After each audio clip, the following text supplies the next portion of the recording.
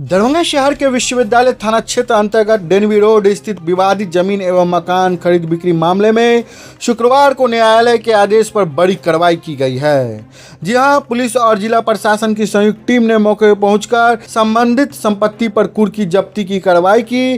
कार्रवाई के दौरान पूरे इलाके में लोगों की भारी भीड़ जुट गई और घटना चर्चा का विषय बन गई।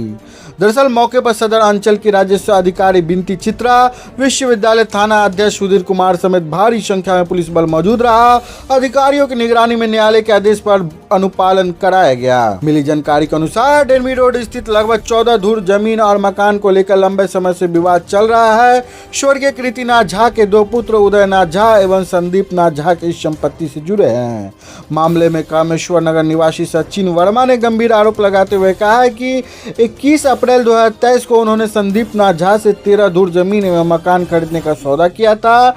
शिकायतकर्ता के अनुसार उन्होंने किस्तों में कुल 23,50,000 रुपए का भुगतान किया था और एग्रीमेंट के बाद संपत्ति का कब्जा भी उन्हें सौंप दिया गया था। कब्जा मिलने के बाद उन्होंने करीब 1 लाख रुपए खर्च कर 4 दीवारी और गेट का निर्माण भी कराया। लेकिन कहानी में नया मोड़ तब आया जब शिकायतकर्ता के अनुसार संदीप नाथ झा शेष राशि रजिस्ट्री के समय लेने के बाद कहकर दिल्ली चले गए। इसी बीच 29 अप्रैल 2023 को उदयनाथ झा मौके पर पहुंचे और गेट तोड़कर परिसर में प्रवेश कर जमीन बेचने से साफ इनकार कर दिया।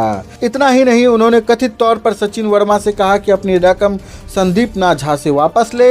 वहीं सचिन वर्मा ने आरोप लगाया कि पहले दोनों भाइयों की सहमति से सौदा हुआ था, लेकिन बाद में दोनों अपने वादे से मुकर गए और षड्यंत्र पूर्वक उनकी राशि का गबन करने की कोशिश की गई। इधर न्यायालय के आदेश पर विश्वविद्यालय थाना पुलिस ने विवादित संपत्ति पर कुर्की जब्ती की कार्रवाई की। पुलिस अधिकारियों का कहना है कि मामले की आगे कार्रवाई न्यायालय के निर्देशानुसार जारी रहेगा। हालांकि ठीक इधर अब इस मामले ने शहर में कानूनी और संपत्ति विवाद को लेकर कई सवाल खड़े कर दिए हैं। जब्ती हो रही है, क्या पूरा मामला है? संदीप नाथ झा, उदयनाथ झा पे केस किया था। संदीप का नाम है उसका, सचिन वर्मा। वही केस चल रहा था। अब उसमें हमको पूछिएगा जो हमको उस सब के बारे में कुछ पता नहीं है, ना ही उस सबसे कभी कतल बात हुआ। बड़ा भाई से बात होता है उदयनाथ झा से। केस चल रहा था।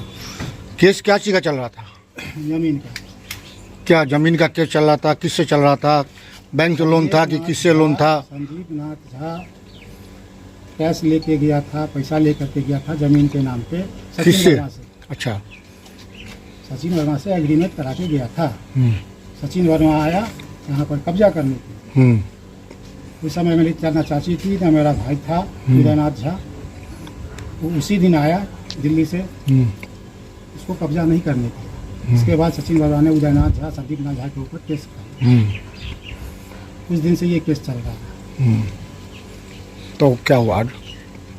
आज आए हैं जो कोर्ट का आदेश है कुर्की जब्ती का। ताला किनके द्वारा तोड़ा गया है? पुलिस के द्वारा। अच्छा, ये कितने में खरीद बिक्री हुई थी? ये 23.5 लाख का डिमांड है।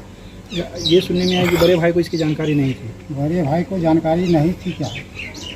उसको बोला जा रहा था तुम भी बेचो, तुम भी साइन करो। वो कहा हम नहीं करेंगे, वो नहीं किया। कब केस किया था? 2023 में। कहने मतलब धोखाधड़ी हुई है क्या? एक तरह से कह सकते हैं धोखाधड़ी। यानी भैयारी के साथ धोखाधड़ी किया गया। हाँ, जो खरीदा है उसके साथ भी?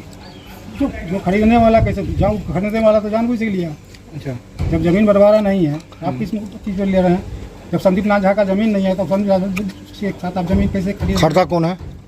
सचिन वर्मा। बेचा कौन है? संदीप नाथ झा। क्या भाई है? 2 भाई। एक भाई बेचे हैं, एक भाई। दूसरा भाई नहीं बेचे हैं। कुल कितनी जमीन है ये? 14 फुट के आसपास। इनके नाम से है आपके पूर्वज का? कृतिनाथ झा हमारे बाबा हैं।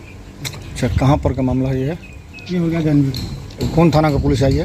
विश्वविद्यालय था। अच्छा, आप एक जानकारी पुलिस को दे रहे थे कि समझौता हुआ है, तो किस प्रकार का समझौता? पता चला है उदयनाथ झा से ही बात हुआ था, जो आधा है 50-50 पर मैनेज हो रहा। दोनों भाई में?